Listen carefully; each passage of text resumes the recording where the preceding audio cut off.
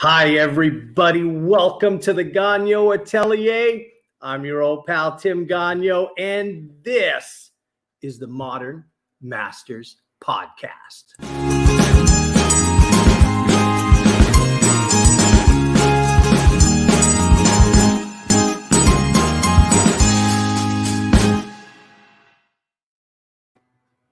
Well, welcome to the show, everybody. I'm so excited that you're here. Boy, oh boy, do I've got a great show for you today. Today is the first episode of 2021.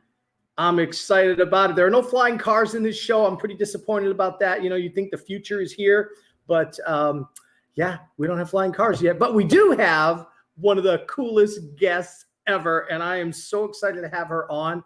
You are gonna love her. But before we do that, if you can do me a favor, if you can like and share this broadcast and this page, if you're watching us on Facebook, and if you're watching us on YouTube, hit the subscribe button and hit the notification bell so you can find out all the neat things that we're doing and know about them right now. I've got myself right here on my cell phone. And so I'm going to hit the share button just like that. Bada bing, bada boom.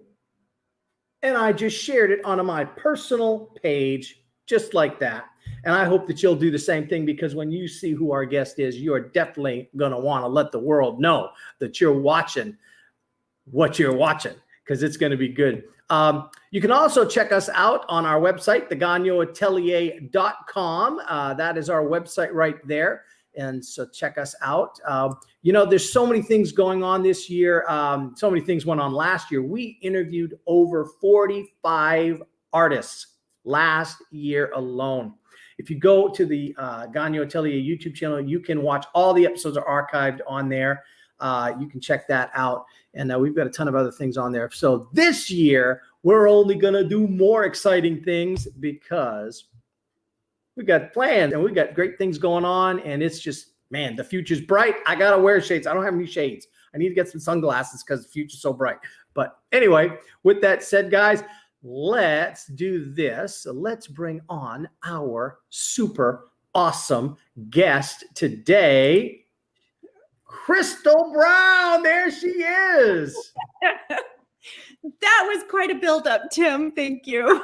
Well, you know, I try. Ain't much build-up has to be done. You're pretty awesome, so we're gonna be bragging about you for the next hour at least. So better get used to it. Yeah. That's how we roll at the Gagnon Atelier. You know, we treat you like a piece of toast. We butter you up real good. You know. Sounds great.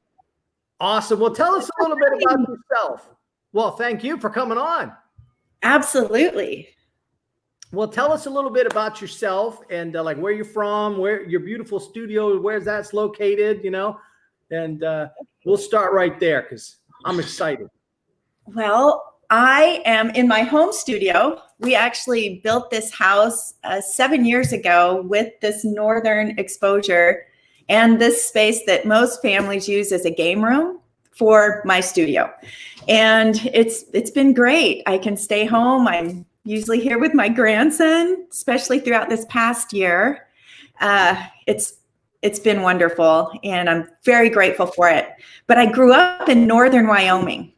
And so I'm a Wyoming girl. My dad was a dentist, and I lived in this little teeny tiny town. When I say I'm from Wyoming, people think that I was on a ranch and riding horses, but no, I was a city girl in a town of 2,300. Oh, wow. That's a big city girl. Yeah, big city girl. And now I'm here in Spring, a suburb of Houston, and I love it. I miss the mountains, but what can you do? Yeah, you got to know where you're planted, right? Yeah, that's right. That's right. The mountains are great in pictures from Florida. That's right. Yeah, I'm from the mountains too, so I understand. I'm from the mountains of New Hampshire, and I don't miss the snow, and I don't miss the cold, and the only white fluffy stuff I want to see is the beach sand over there. You know. There you go. You're in Houston, Texas. Yes. Yes. There you go. Yep. And it's been a great place. We've been here for 16 years. I've practically raised our family here. I have 3 children. My youngest is a senior in high school. And then I have a daughter and a grandson, and my son and his new wife and their grandbaby just joined our family. So it's pretty neat. One of the reasons I wanted to be an artist was I could stay home and be with my kids and paint. Nice. That's right. There's, the artist life, it's rough. It's rough being an artist. Somebody's got to do it, Well, and you can't not make or create if you're called to do that. Yes. Yeah. I believe that with all my heart, that, the good Lord put me on the earth to do one thing. And when I'm doing it, man, he's excited about it. So it's like, and that makes me just come alive. So when you're doing what you were put on the earth to do, it's a good day. It's definitely a good day. Yeah. So you've been there 16 years, you said, and you built this house. So you said something, and, a lot of people may not understand this concept that you said. You said, we built the studio with north facing light. Mm-hmm. So why? Like, some people are like, who cares? Get a lamp, right? Like my studio, this beautiful studio here is used to be the garage of my house. And so we just enclosed it, climate controlled it. That used to be the garage door. Now it's a nice wall. And I have a nice 400 square foot studio that is absolutely everything I've ever dreamed to have. And I get to work from home every day. My commute is like that, it's pretty nice. I think it's like 5 steps, and the dog is not happy with me right now because he's in the house and he's mad.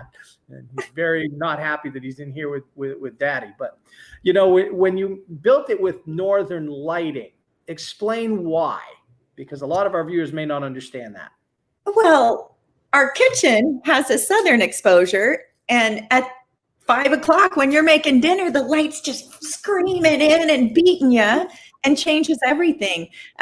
Northern exposures gives you a soft, diffused light throughout the day. And it's just what you do. Yeah, it's just what you do. But that's a really interesting thing. A lot of people don't think about how important natural light is. Oh, yeah. In painting. And if you can have steady natural light, that's the way to go. Now, I can't do that in my studio. So what I have is I have those, I have lights in my ceiling, but they're not normal light bulbs. They're those light bulbs that you use for fish tanks and plants. So they simulate the sun, not just with the light, but also with the vitamin D and stuff like that. So when I have all my lights on in my studio, I might as well be outside is basically how it works. But I have, I obviously can't have the actual sun, but with you, I can see the beautiful windows there, so that's just coming in and you get even lighting. I see now behind you, is that's where your easels are to paint.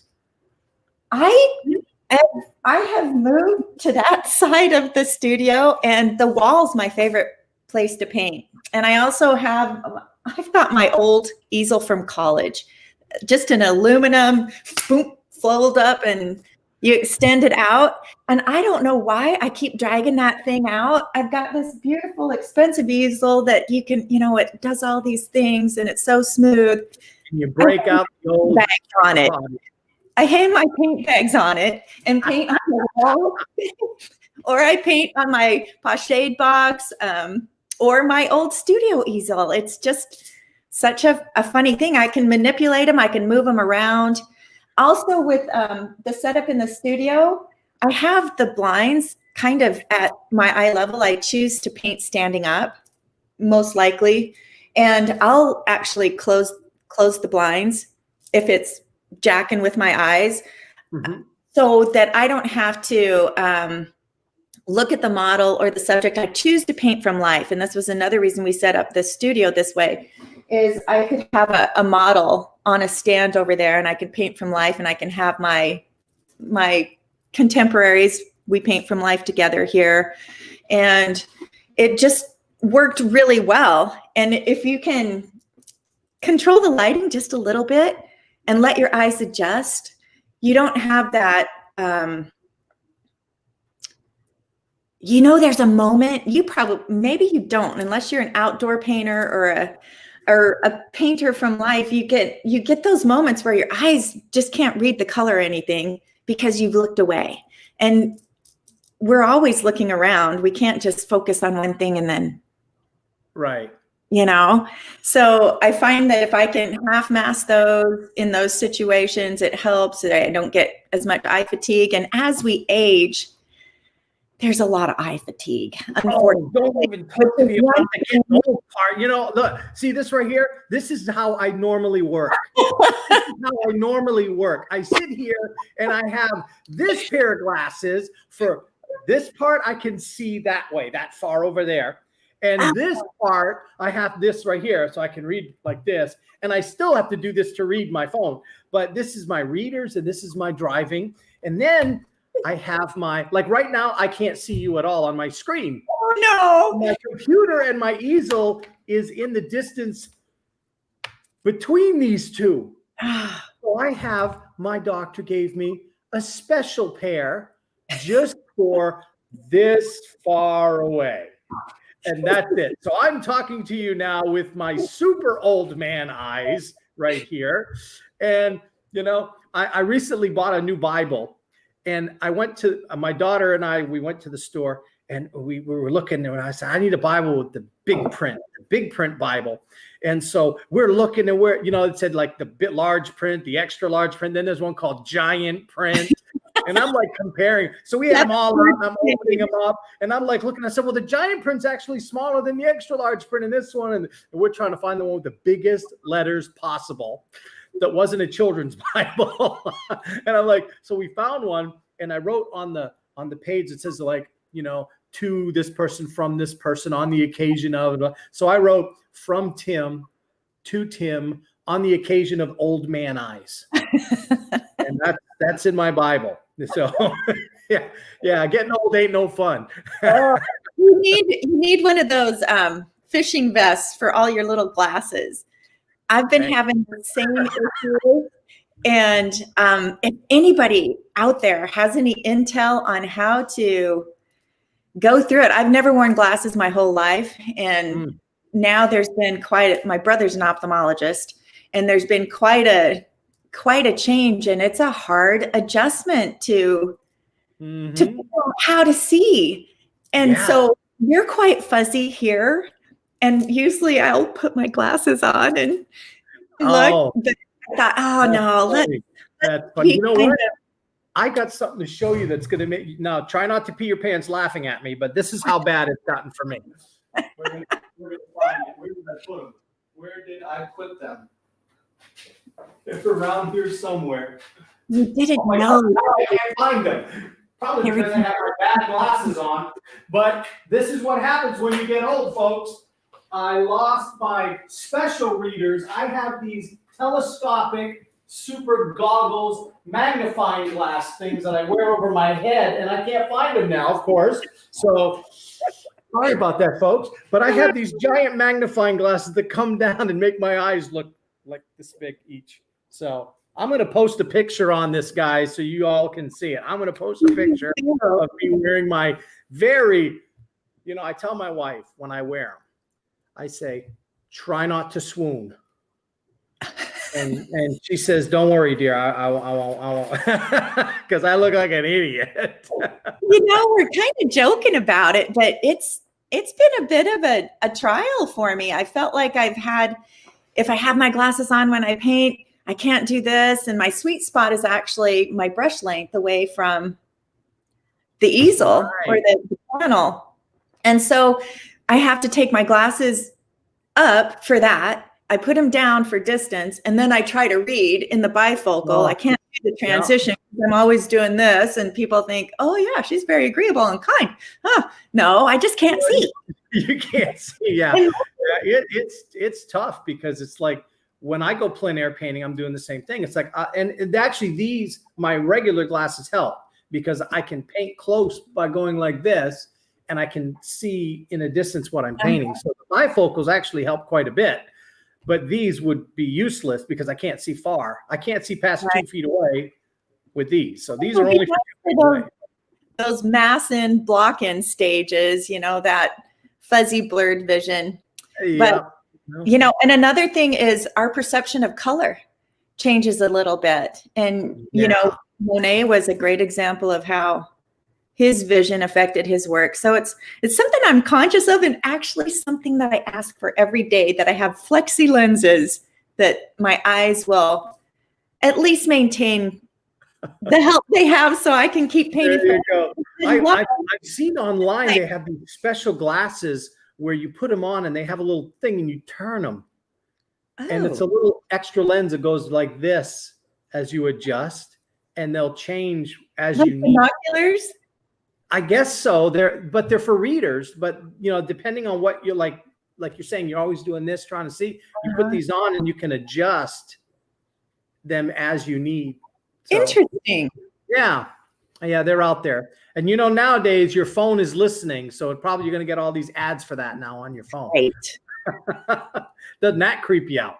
That's just always fun.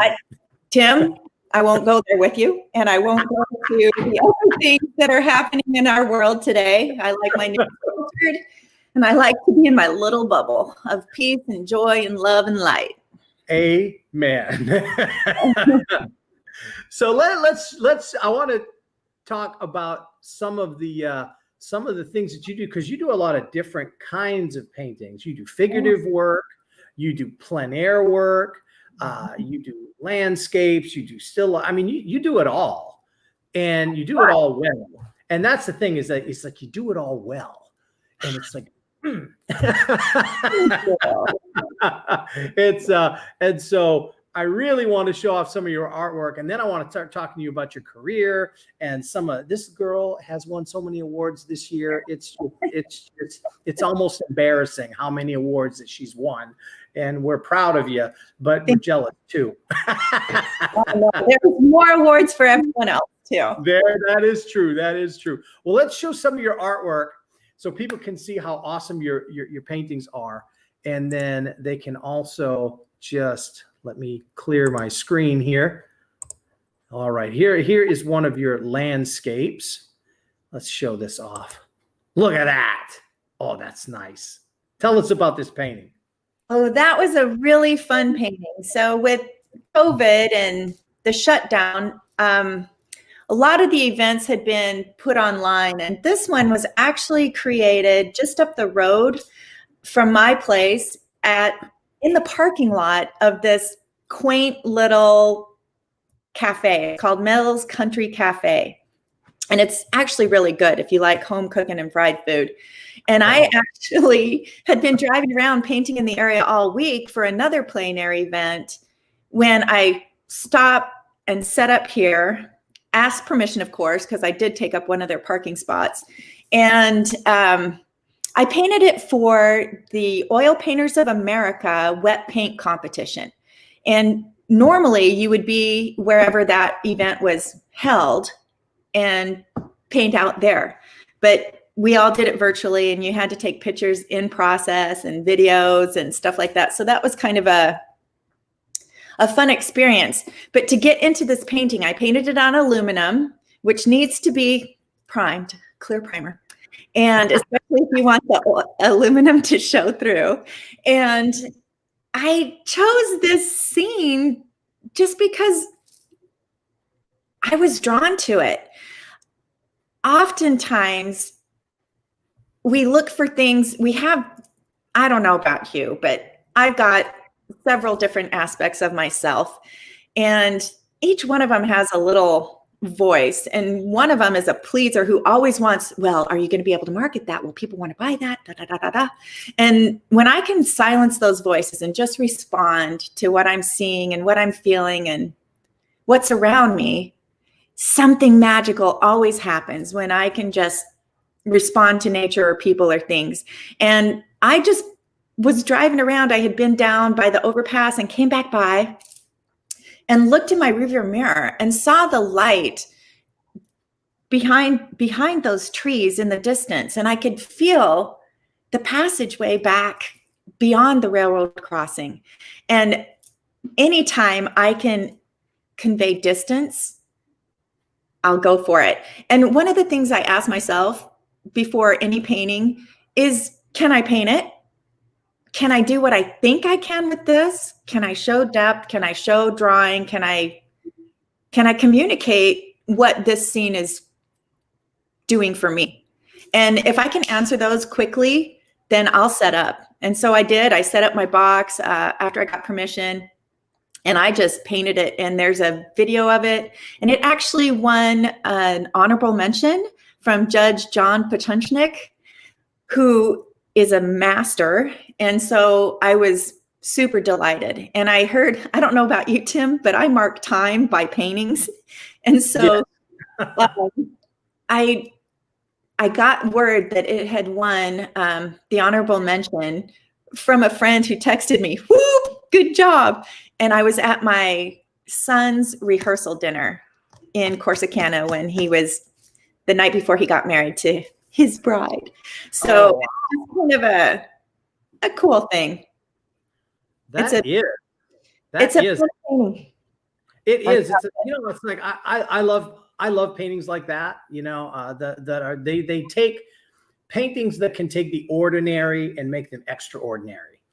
And that's really what this does. We look at these things, a railroad track, we cross a mazillion times. A railroad track like that, you like to go fast because maybe you get a little boom, Right, those are always fun. And but you go over them a zillion times, people don't even think about it, and it's like, but when you paint them, sometimes that simple thing that nobody thinks about, nobody cares about, nobody thinks twice about, can look so stunningly beautiful.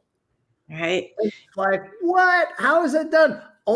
But that's the great thing about being an artist, is we see the world differently, and we can share that view that we have, that unique view that we have with the world. Okay. Yeah. You have brought me, you asked, is there anything you want to talk about? And I said, it's all just who I am and what I do, and it will come out. Well, Tim, it's coming out. You saying that is something that I believe 100% in.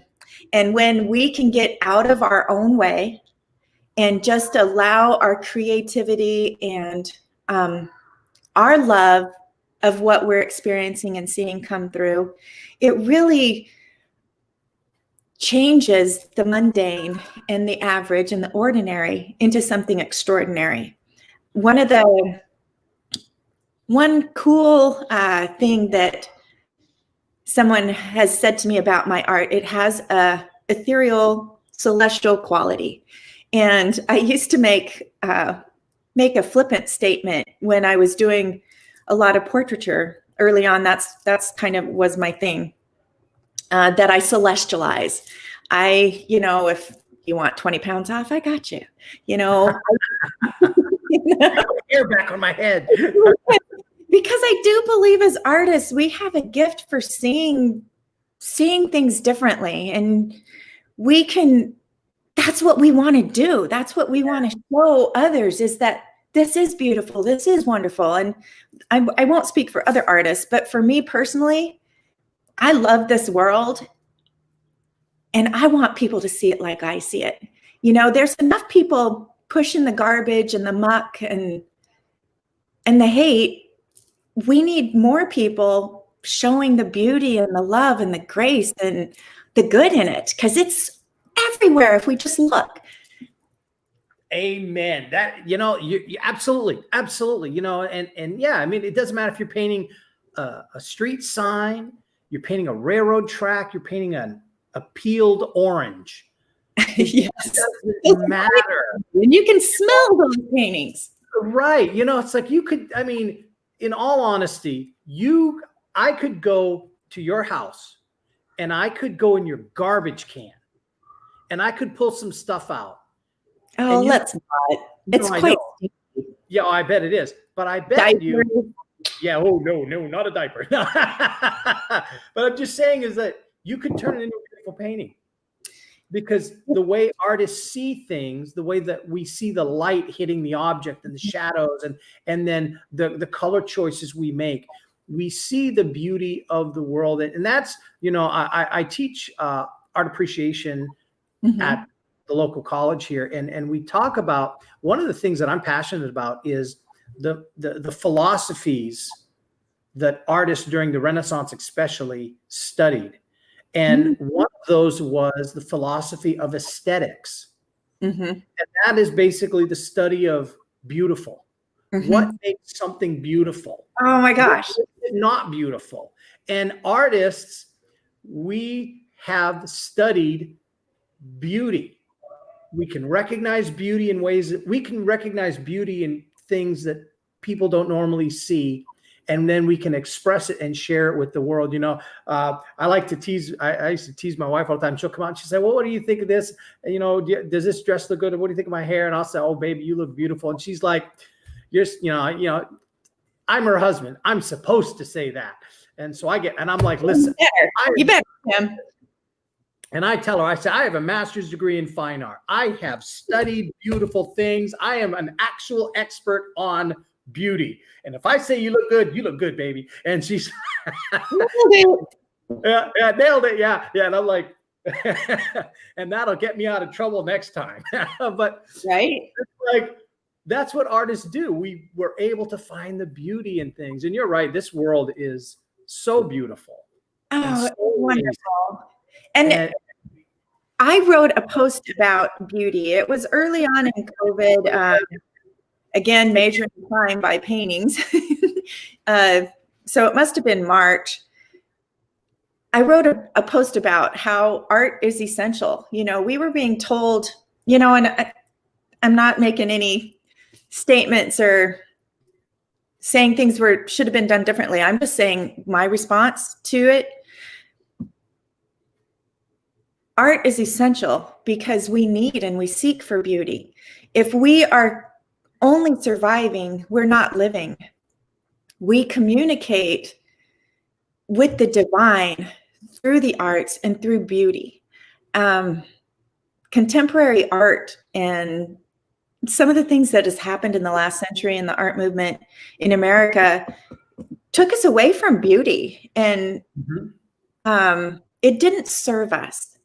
And there was a wonderful documentary, I believe it was, I don't know who did it. I'll get the name. I should have maybe made a note because this is something I'm passionate about.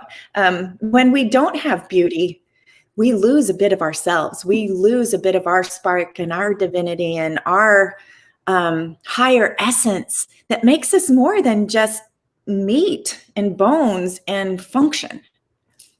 I don't know if that was, beauty is essential. And as artists, for me personally, if I'm not beautifying or making it better or contributing, why am I doing it?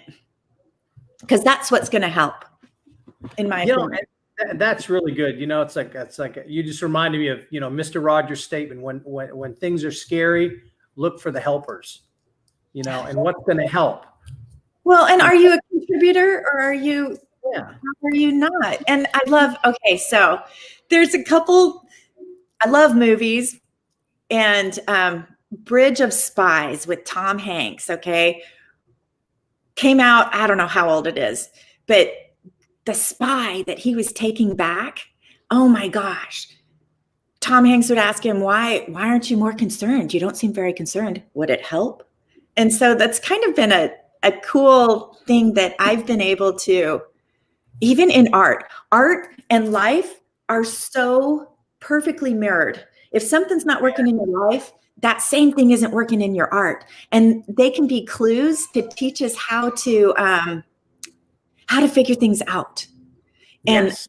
I really love that. If you take any of my workshops or learn from me, I use a lot of analogies in painting and in art. And I know you're a big Bible guy. All of those stories are analogies. They're ways to apply things to yourself, right? And so I love for, and I find those and I love those. And art and life mirror themselves so perfectly. Just in life, if you're overreacting to something, does it help? Okay, so stop. And in your painting, each mark that you make, does it help? Oh, stop if it doesn't, and think about it. Think about what you're doing, what you're leaving in the world. Nice. That's a really good point.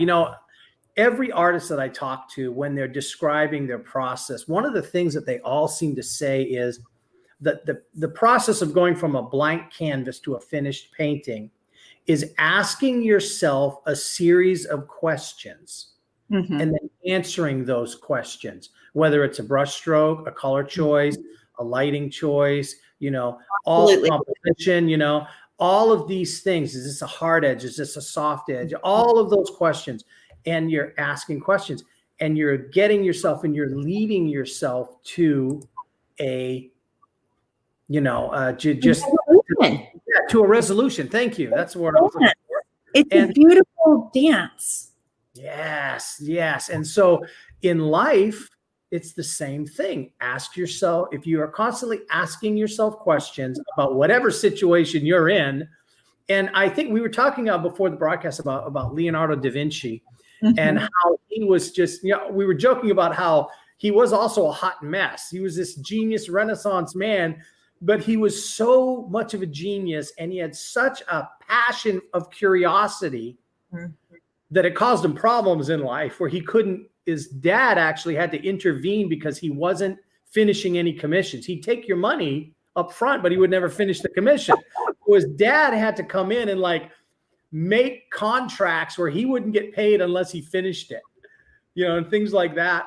And so his dad had to intervene in his career, but that curiosity, that constant asking of questions and looking around and, like our kids, why is the sky blue, Mom? Why is the sky blue? He never stopped asking those questions. And as an artist, really as anybody, why do we stop asking those questions? You can't. You don't. Exactly. And an artist doesn't. That's the worst thing we can ever do is stop asking, stop seeking, stop looking for a change of perspective or a different view. Every morning, I get up and I walk my little dog and I call it my get right. It's a walking, talking prayer, and it's in my neighborhood. And I'm sure my neighbors, the ones who can look out on the lake that I walk around, must think I got something going on that they don't want to know about, because actually there will be hand motions and I'm literally speaking out loud the questions that I have.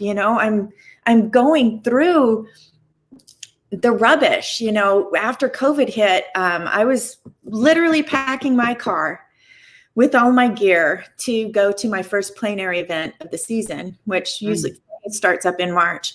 And I got the phone call that they had to cancel. And so, you just process that and you deal with it. And I felt I just felt low and sad. But then I didn't allow myself to feel that, because I saw people who were really struggling, people who were really sick, people who had lost their jobs. And I just lost a bit of my income and an opportunity to do something that I love. And I was really having issues with it. And so on my morning get right, walk around the lake, after hearing a podcast of Brene Brown, she said, why do we qualify our grief or our sorrow? Just because somebody else's is worse doesn't mean that yours isn't. And that was just kind of a, whoa, that was a wake up moment for me. And so on my get right, I just allowed myself to mourn the loss of what I was looking forward to. And even though it was a simple thing, it turned a corner for me and helped me. And then I started painting in my backyard. I started painting all over because I found a way to deal with what I had no control over. I had to allow myself to feel it and say, okay, that was shitty. Now that was not good or whatever. Sorry. Don't worry, we call those special occasion words in here. Right. Right.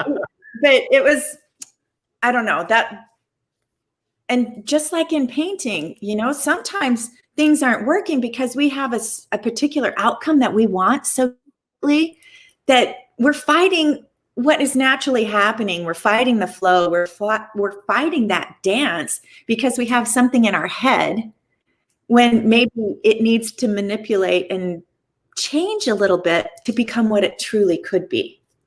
Right. That's a great point. And I bet you found some really wicked, cool, awesome things to paint in your backyard. Oh my gosh. I've been painting from here almost exclusively, except for a trip from Wyoming. And it's like, it was really hard for me to do a plein air event from Texas because one of those little angels in my head said, nobody's going to want a painting from Houston when they could have one from Sedona or Grand Marais.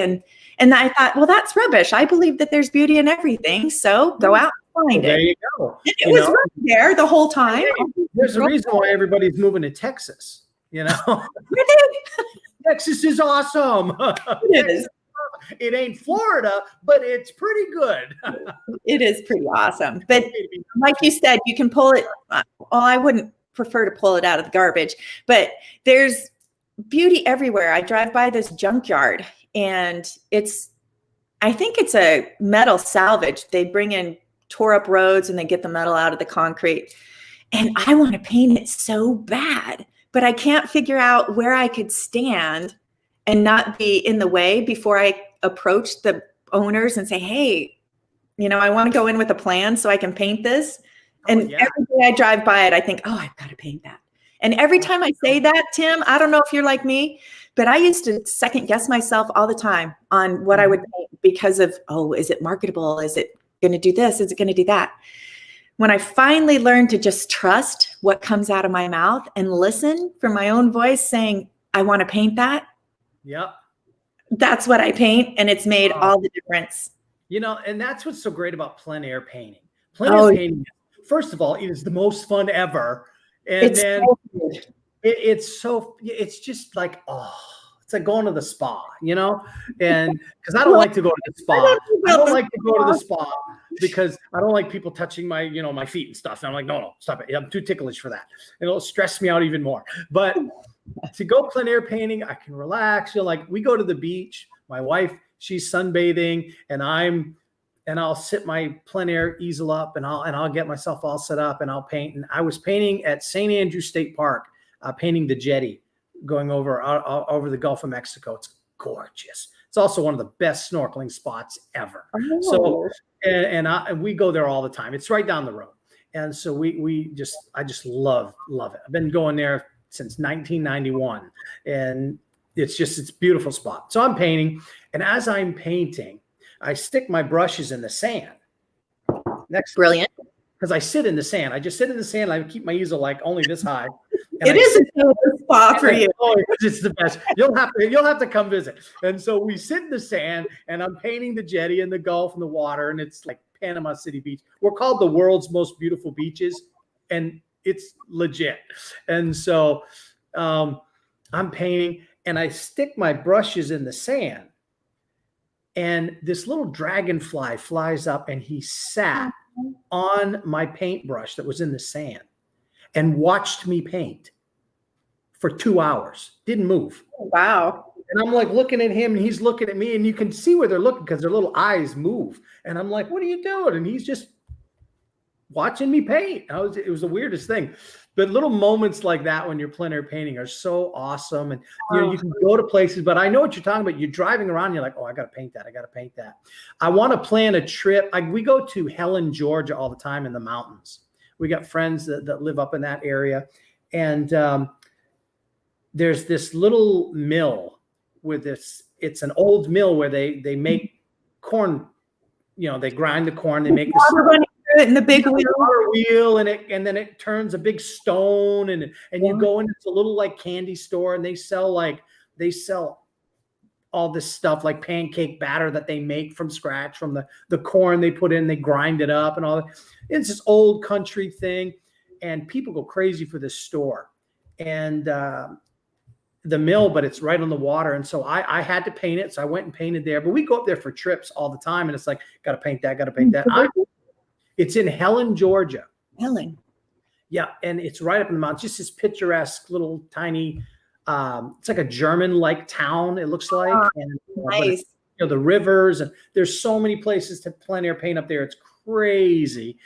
And so I've been planning, I want to go up because we go to visit friends, but I want to go up there just to paint for like a weekend and just go to the different spots and plein air paint. Down here, do it all the time. But you're right. You're driving around and you see something and you're like, I've got to paint that. And it drives you crazy until you do, doesn't it? Yeah. Or you keep driving by and saying the same thing and thinking, when am I going to paint that? Right. Yeah. So you know what? We ought to make a challenge to our viewers. Go paint something. Just find that thing that you've been driving by and saying, I've got to paint that, and go paint that. And then send us the pictures, put it on our page, and we can see them and we'll share them on the page. I think that would be a good thing to do. So let's do that. That would be fun. You guys who are watching, post some pictures of your plein air painting on the Gagnon Atelier page so we can share them and brag about you. That'd be awesome. And we'll call it the Krystal Brown Gotta Paint That. I gotta paint that. That's what we're calling it. That's what it is.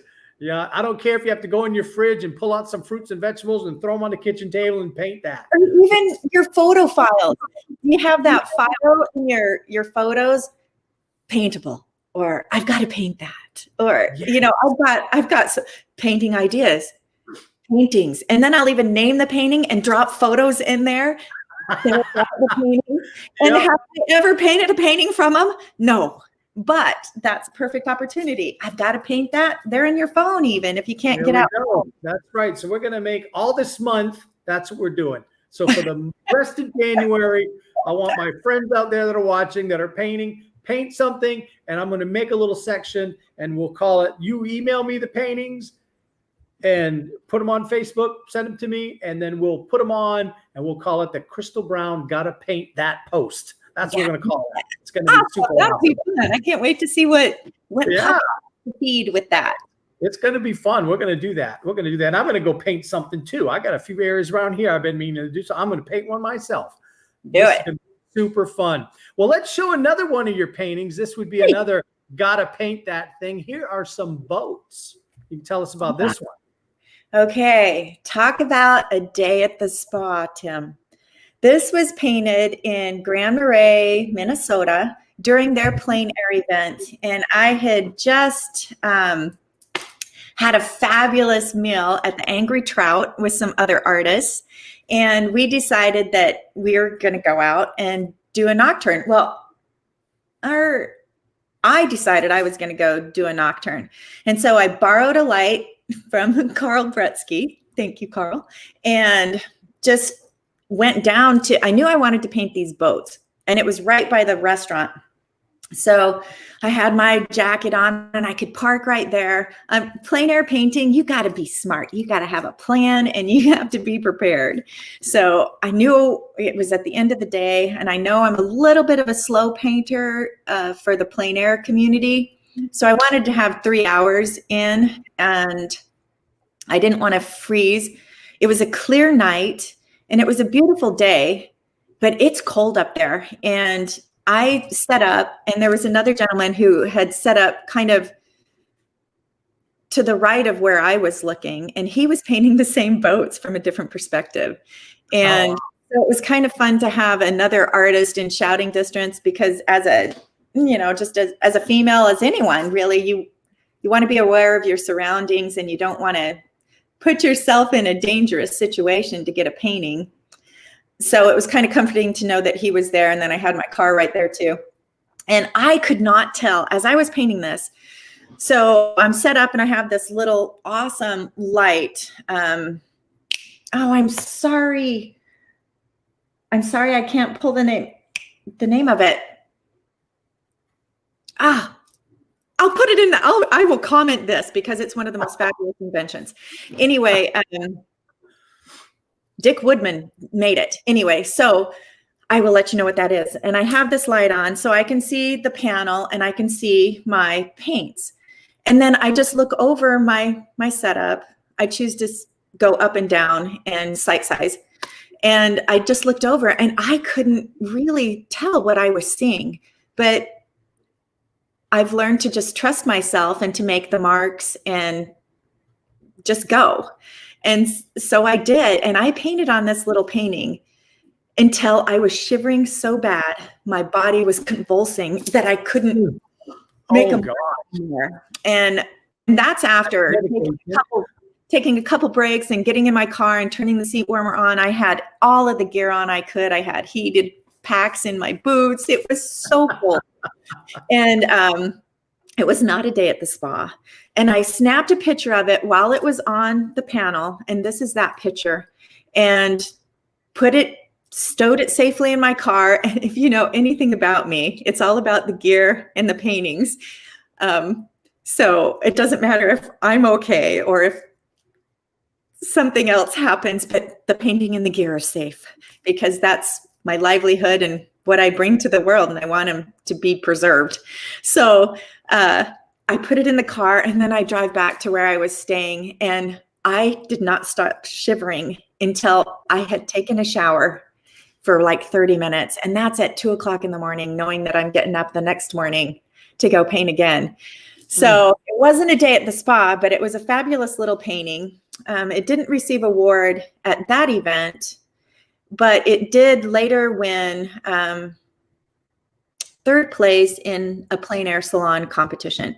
So that's been a favorite painting of mine, especially because I could see what was there, but until the painting was finished and I could look at it, I couldn't identify the lifesaver or the buoy or, all those things. I knew there was a canoe and boats, but all the little details you see in there were just me responding and painting what I saw and trusting myself to be able to do it. Well, that's really, an amazing thing. Painting in the dark is not easy. And even though you have a little light, that's never good enough. Oh yeah, and some of the lights can really make it harder. Yeah, it really can. And you were freezing and getting hypothermia, apparently. So that doesn't help. But I still got it didn't get hard. She got that painting. It was all for the cause. It's funny the things artists do for a painting. It's like the lengths we go. We do. I used to, when I was a younger man, I traveled all over the country and I did performance art where I would paint those giant paintings really fast. And people would see them and, have music. And then I would be like 2-3 minutes on stage painting this giant painting and things like that. But my shtick was, while I was painting those things, my paintbrushes were on fire. Oh my gosh. Why? Why?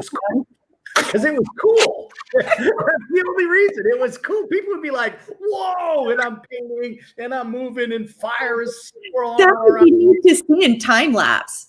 It is. It looks cool. I've got a pic. Somebody took a time lapse picture and it just looks like this ball of fire around me. And I'm like, just painting. It's pretty neat. But yeah, I've gotten burned a few times, like pretty bad. Like there was once 6 months more than 6 months, almost a year. I had no hair on just this section of my arm. Like this half of my arm had hair, but this side had no hair at all. And it was just like, it looked like someone just shaved my arm, just half of my arm. And it's almost like a badge of courage. It was. I was kind of probably like, yeah, that's with fire. And then, and the thing is, I would breathe fire too. During the performance, I would breathe fire. So I'm painting about painting. What's that? And think about painting. Yeah, and think about painting. And, it was like, and then I was painting at an outside mall on New Year's Eve for the ball drop. And it was windy and I inhaled all the fire because I breathed it out and the wind blew it all back in. I was hurting so bad. It felt like I had the flu like a week after. And I knew it was just inhaling the flame. So, we do things for our art. It's all for the cause. And, and yeah, it sounds crazy, but we do. You get hypothermia. I almost burned to death. It freezing, burning. It's all for the art.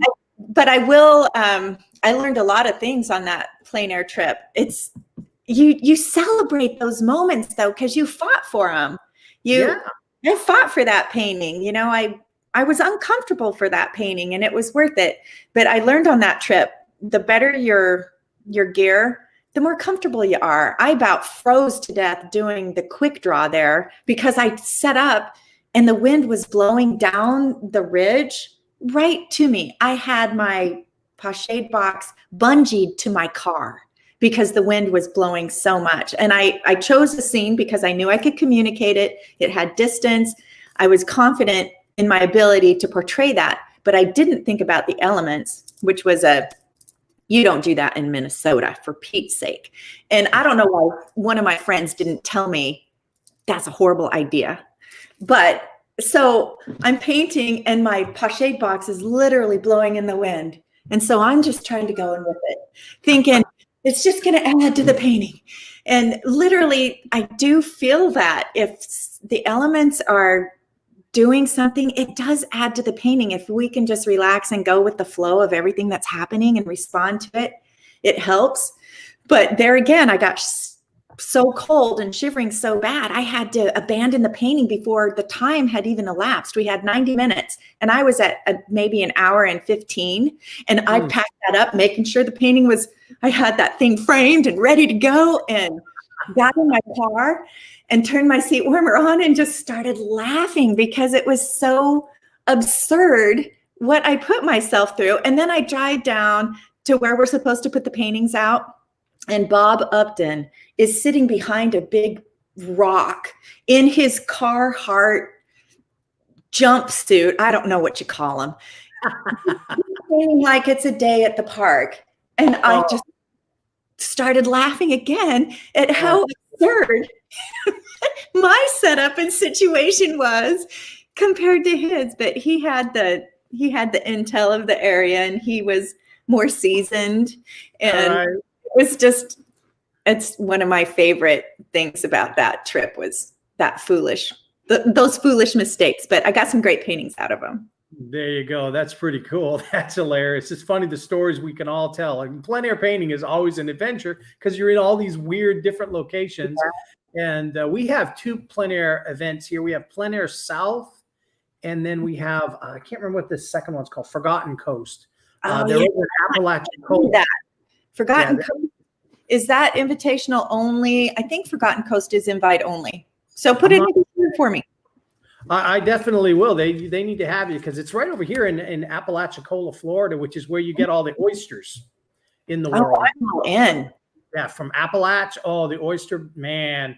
And it's this little tiny, I mean, if you sneeze, you've passed through the town. It's not very big.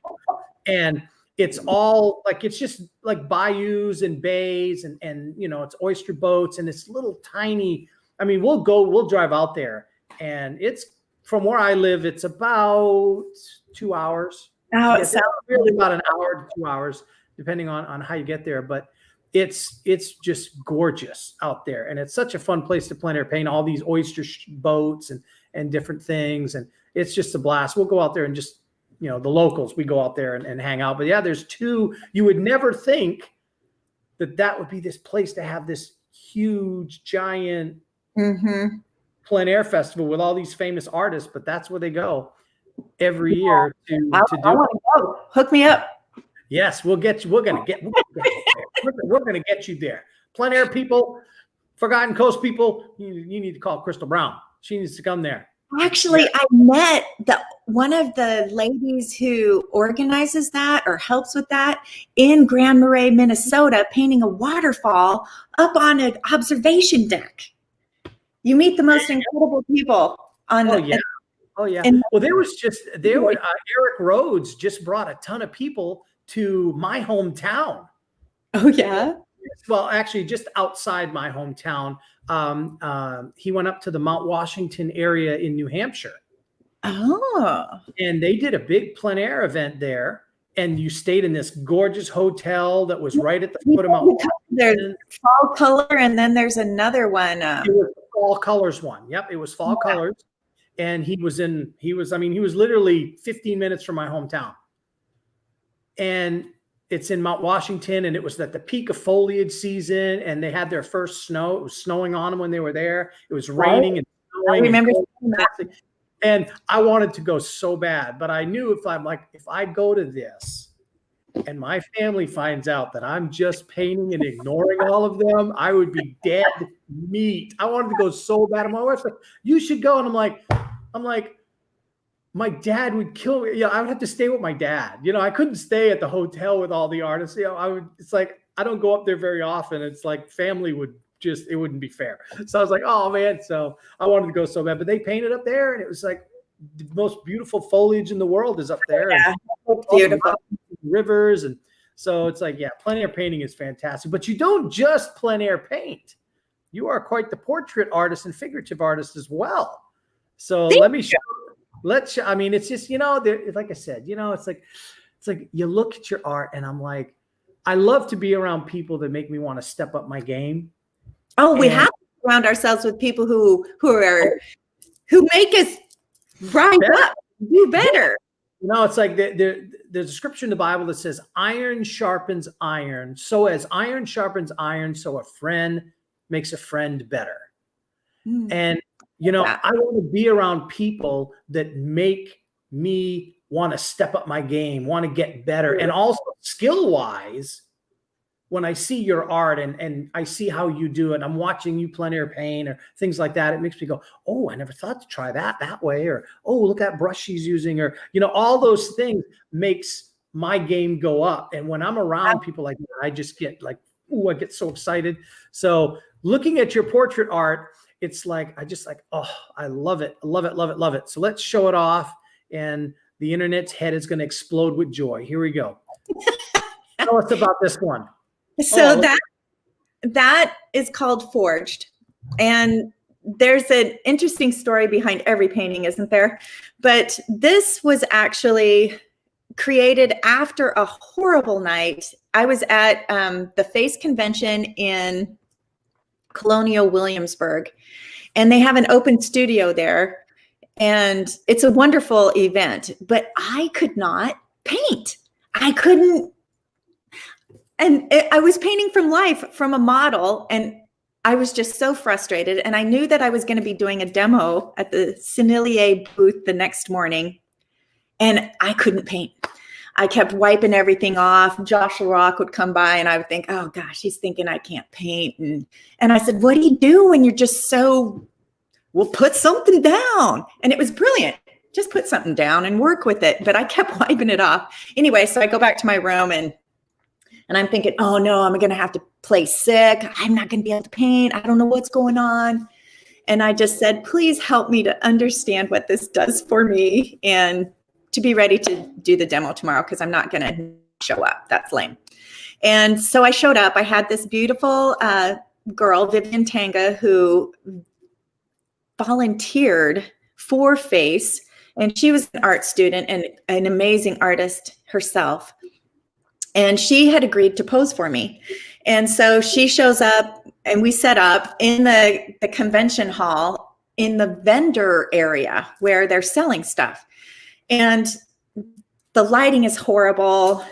So I saw that Vered had a light there. And so I took the light and I put it behind Vivian. And I thought, I can make something happen here if I backlight her, because it was the only thing I could think of to do. And I had little control over the situation. And I just started painting. And I actually had a little prayer with Vivian that we'd both be calm, and that what needs to come would come from our time together. Through the course of that, Vivian and I had conversations, and both of us had been going through a lot of personal things that were hard. And we had a neat connection. And then during the demo, this other amazing artist that I'm not going to name came and set up to do another demo, because he was asked to as well. But he had a microphone. He had his little followers. And here I am just talking to the random person who would come by, painting the lovely Vivian. And so I had to tune that out and just focus. And thankfully, I was able to do it. And then after I got home from that event, I was so proud of that little painting because of what it did for me. I felt like I was being forged in fire. And anything that forges us or tries us or makes us work harder or do things out of our comfort zone forges us and makes us stronger.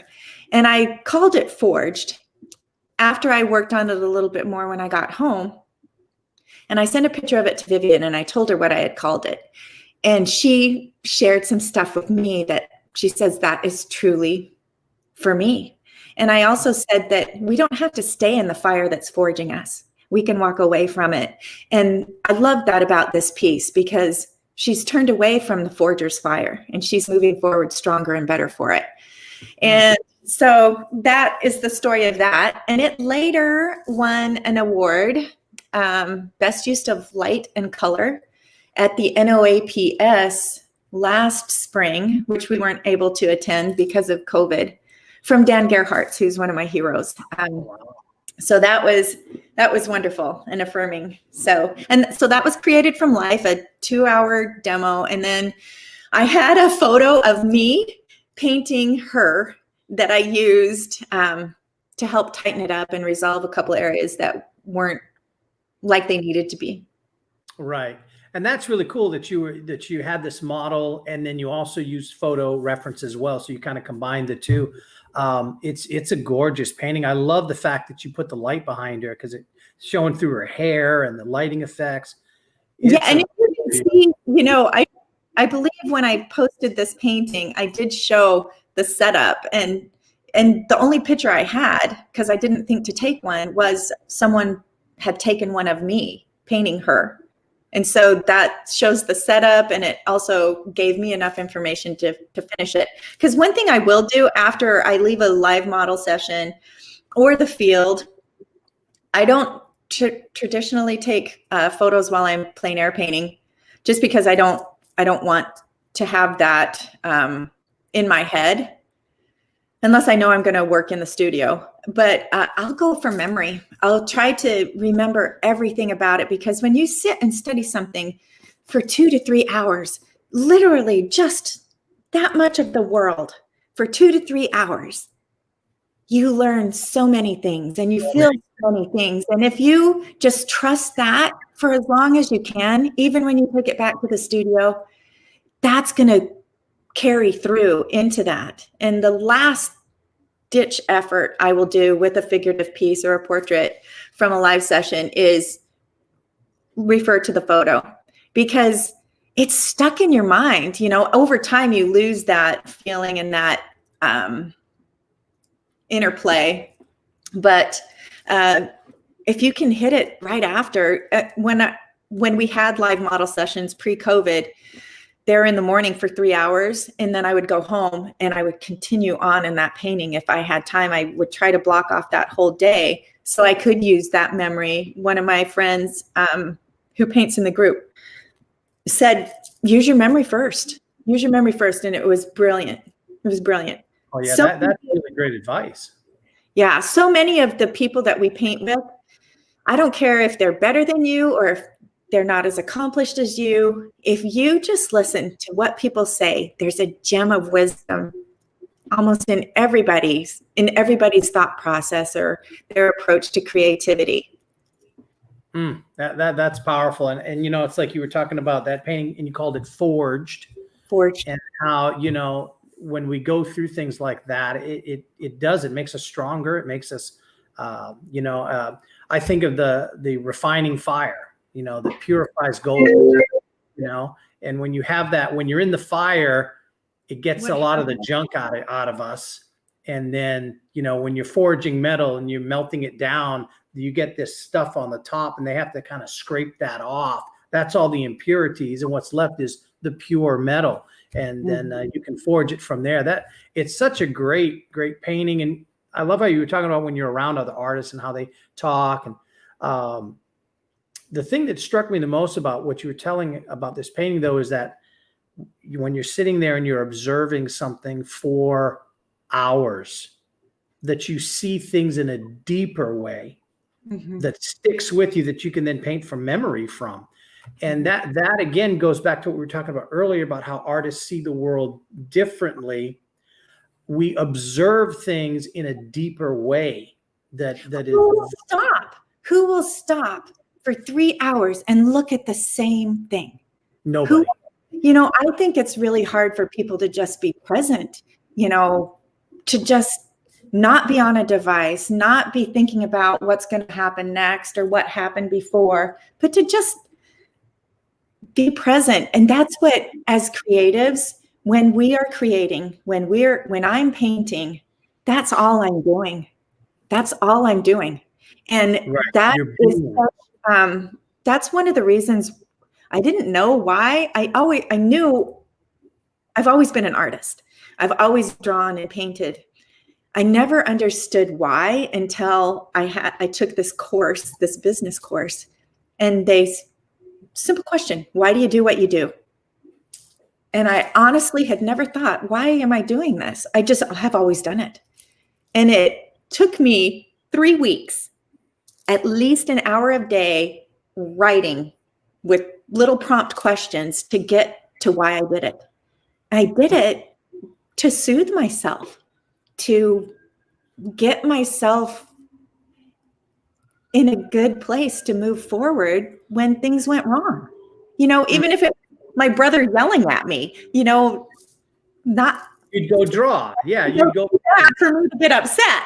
So being able to create and draw and all of that is the one thing that got me into the present, out of my head, just doing what I was doing. And it's prepared me. Ooh, I'm getting emotional. Tim, for me, the first time I express a thought that's new to me or that's kind of an epiphany, I'm waterworks. It's don't worry for me. Oh, don't worry about it. But that process and way of self-soothing has prepared me to bring forward the art that I will create that will make a difference for others. And I'm a big believer here's another one of those talking points, that if we're compelled to create something, whether you're a musician or a filmmaker or a photographer, whatever, quilter, if you're compelled to create it, it's going to heal you and soothe you and make you more in that process. And it's also going to do something for someone else. There's always someone on the other end of it.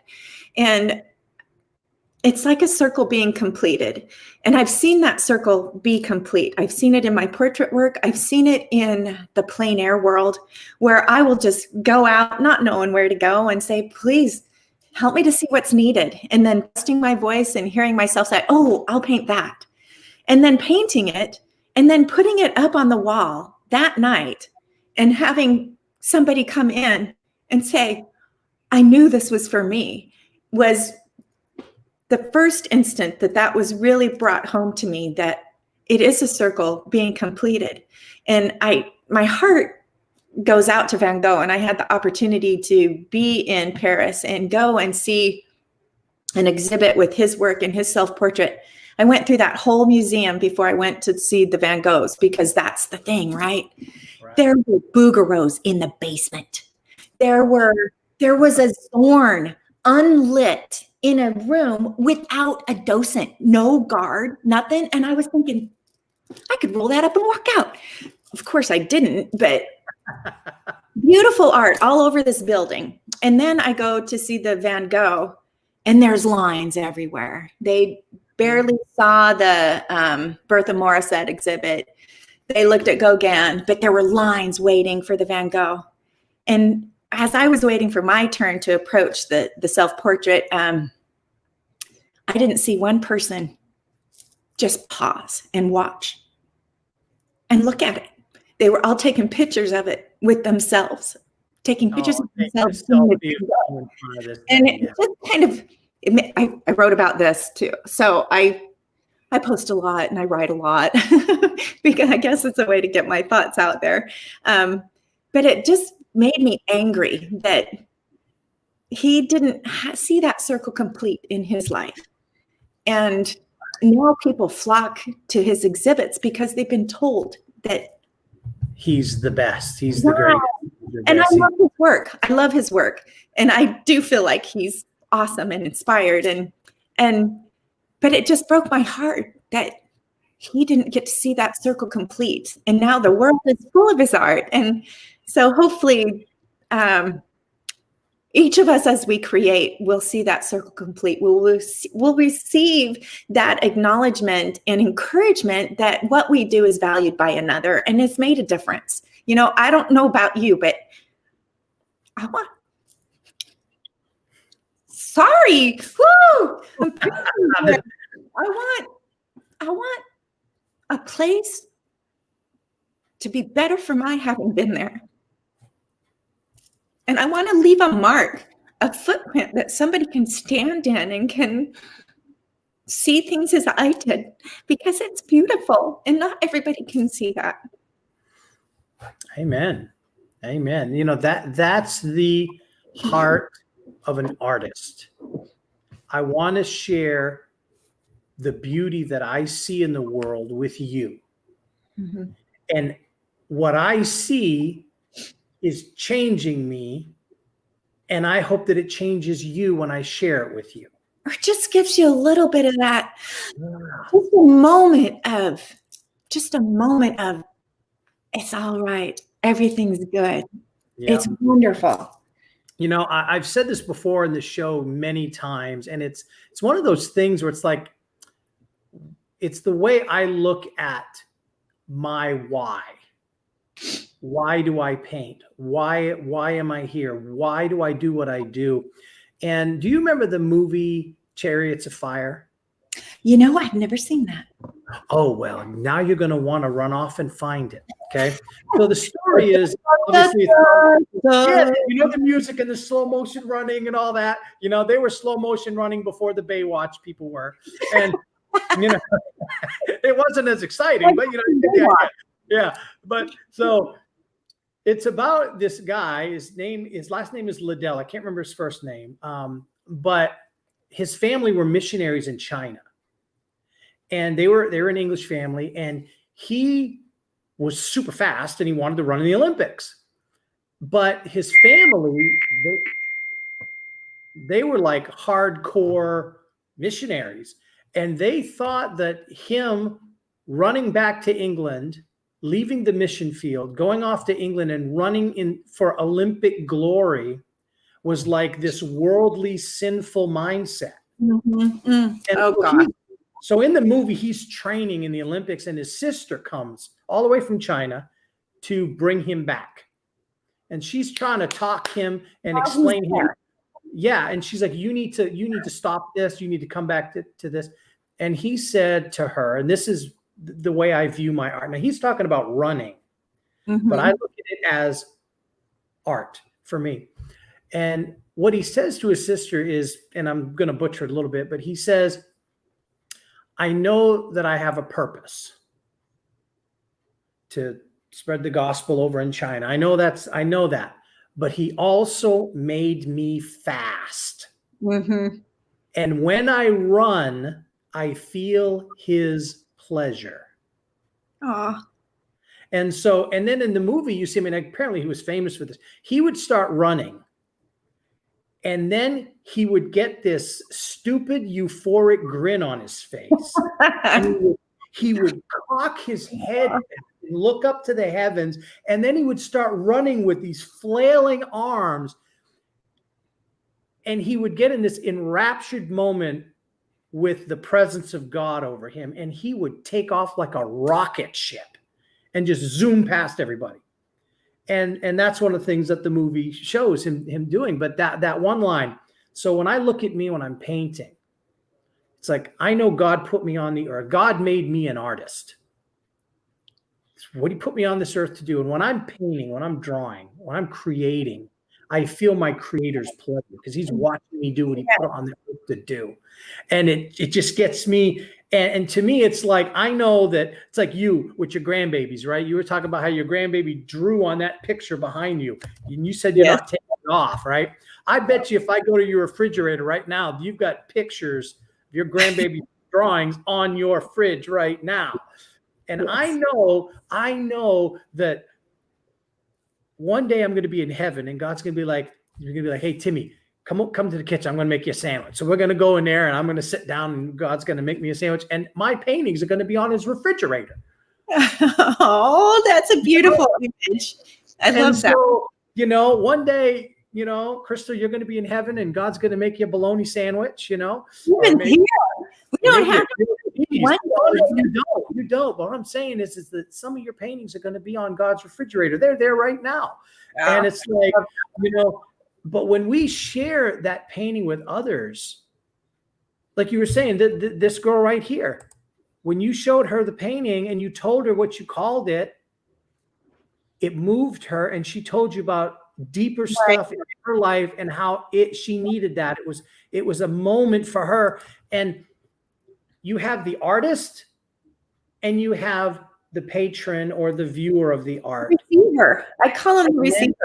Yeah. And then there's that connection, and it's the piece of art where a bit of your heart and their heart connect through that piece of art in a way that transcends words. It transcends the physical. It becomes, this is another thing that I'm really big on. It communicates soul to soul. Yes. Music does that. Soul or heart, whatever you term what animates the body. This corpse that without it is just that, a corpse. That spark, that divine within each of us, the arts, beauty. And I can't just say the arts, beauty communicates soul to soul with that divine. And Yes. I love that. And I'm excited to incorporate more of that, more of myself in my art. It's been hard for me to share my voice. I'm the youngest of 7 with 5 older brothers and a sister at the top, which was wonderful. It was wonderful, wonderful family. I love them. But it also caused me to not say what I thought, because I said what I thought people wanted to hear.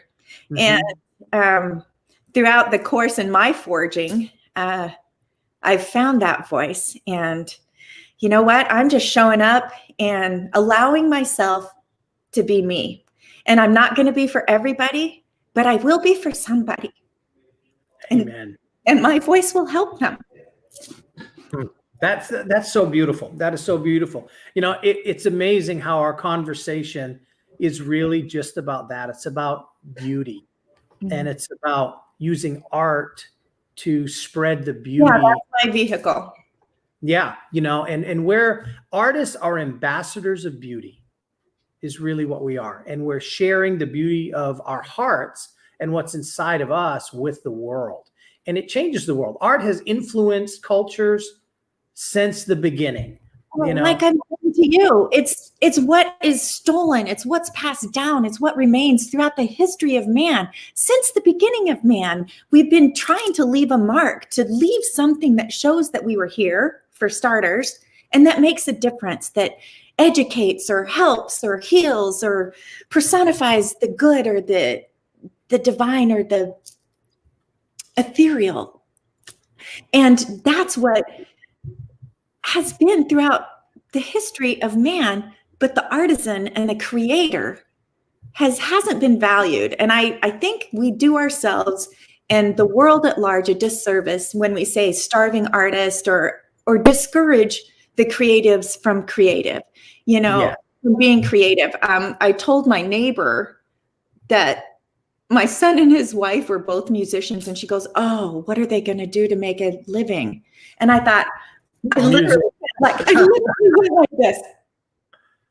That is not for me. What they create and make a living and be fruitful and be abundant. Maybe their standard of success will be different than yours. I know my standard of success has changed in my mind.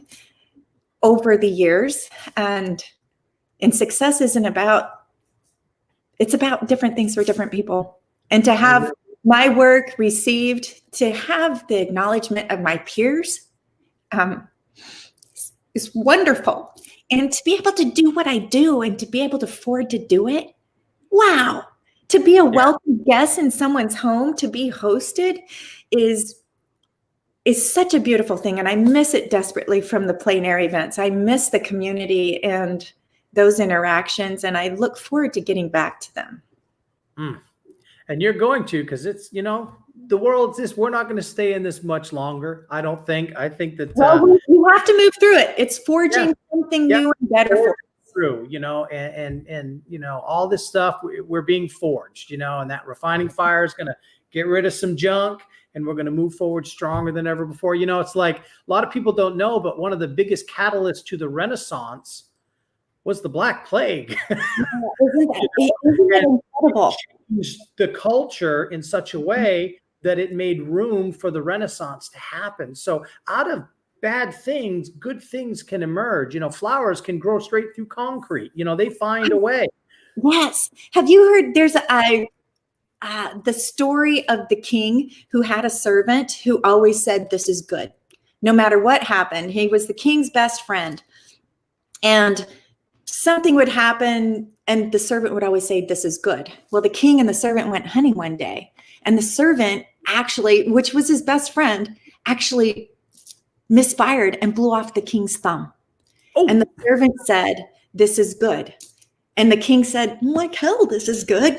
You're in jail." Threw him in prison. And so a year later, the thumbless king is taken by a tribe of cannibals, and they're getting ready to eat the king, and they notice he doesn't have a thumb, and they won't eat anything that isn't perfect in form. So they think he's damaged goods, and they let him go. He immediately goes back and releases his friend from prison and said, "I am so sorry. Please forgive me. I was wrong." And the servant said, "This is good. If I would have been with you, they would have eaten me."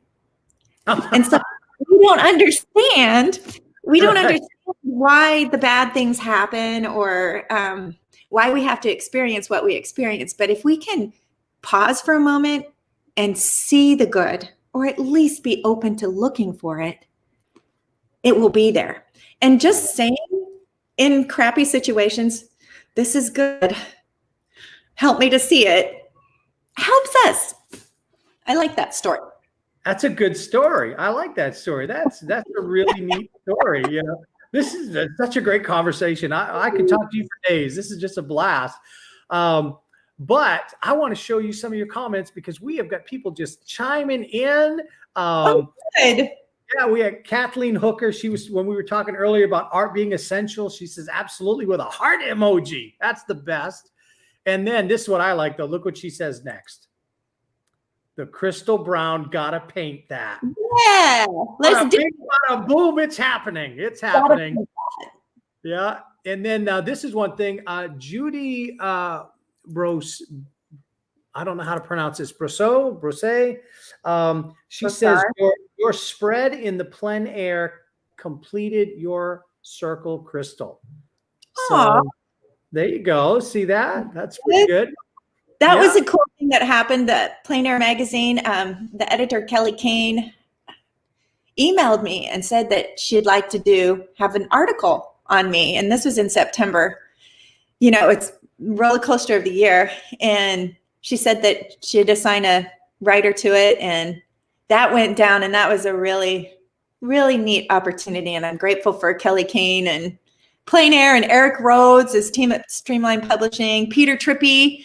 And Eric had an art of selfie competition, and I submitted some work and was on the live call after I had been out painting for a plein air event just up the road. I remember watching that. You got the call that you won. And oh my gosh. And I'm just sitting there, I'm seeing, Bill Size and Gabriella and all their work coming across, and I'm thinking, oh crap. Why do I have to be on this call? And so I was trying to find a way to get off of the live call, thinking that oh, this is just horrible. Like, I'm really happy for them. But why do I have to be here? I'm grateful I'm a top 25, but please let me off this call. And then second place, and I'm like, and I had been wearing a hat all day, so I had my little hat on, and I was windblown, red faced. It was pretty neat. You know, and it's funny because that was the moment when I said, call her, get her on the show, because you were so happy and so excited that you won. I was just like, I got to get her on the show. I got to get her on the show. It's going to be an awesome show. You know, well, it means something to us. Those pats on the back, you know, especially this past year, as artists, we're solitary creatures. Whether even though I'm a social person, I love being around people. I also You're a love social butterfly. No, I don't believe that at all. I also love my alone time, my walks, my drives. But one thing I'm missing about the plein air events is the drive.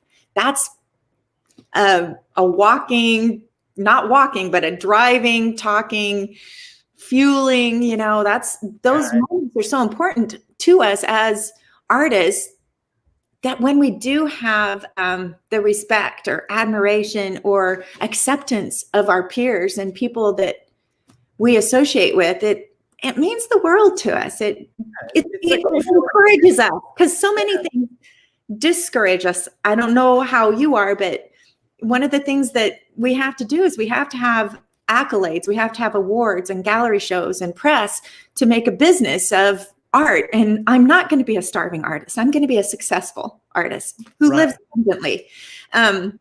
So if we can't have those things, first of all, we have to try.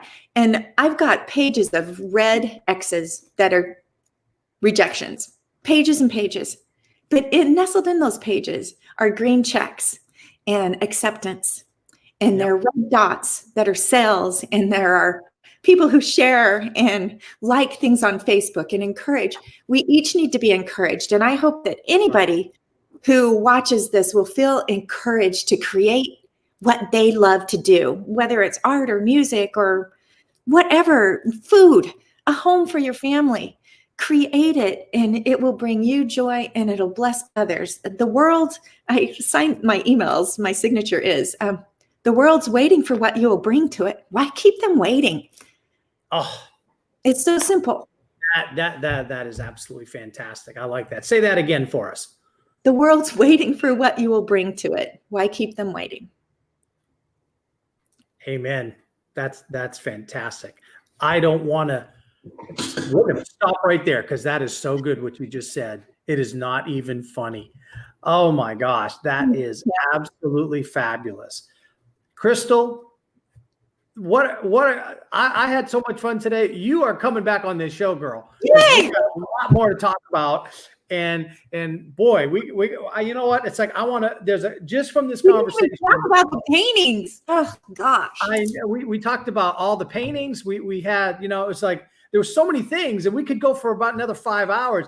I'm gonna write down. I'm so excited. I'm gonna write down on my vision board, and I'm gonna write down like ideas, topics for shows that we can have you back on to talk about. And because this is such a blast, and I've got like a zillion ideas going in my head. And of course we have the Krystal Brown Gotta Draw That event now. I mean, there's all kinds of things going on. So, you know, just thank you so much for coming on. It's such a blessing. Guys, if you're, you know, you guys that are watching, krystalbrownfineart.com. Go to her website, drool over her artwork. It's absolutely gorgeous. You get to read her blog. You'll get to see her artwork. You get to kind of get into her head even more. It's going to change your life. It's good stuff. So, but check her out. So Krystal, I'm going to say goodbye to the audience. So I'm going to take you off the screen real quick, but I want to talk to you a little bit more after we go off here. But thank you very much for coming on. What a great show. Thank you very much. Bye. Well, guys, there's her website, krystalbrownfineart.com. untitled.com. You know, and you know what, Mary, you're right. Let's put that on the screen. The world's waiting for what you will bring to it, so why keep the world waiting? Thank you, Mary, for writing that down. What a way to end the broadcast. What a great thing to say. Krystal is an ambassador of beauty, and just her heart and her passion, it just gets me excited. It gets me excited. So check out her website as quick as you can, guys. To check us out, of course, you know, do us that, as always, favor. Please hit the like button. Share this broadcast. Share it with your friends. You know, hit that share button like crazy. Or go to our Gagnon Atelier page, and you can share the link to that, and you can watch that as well, guys. You can check us out at, as always, GagnonAtelier.com. And if you want to learn more about our big main project that we're working on, the Illuminated Messiah Art Exhibit and Bible, you can check that out at illuminatedmessiah.com. Guys, what a great show today was. I'm just blown away by everything that has been happening this year. God is good, and man, he's good all the time. And I'm just fired up. So with that said, guys, remember, as always, just remember, God loves you. So does your old pal, Tim. I'll talk to you next time.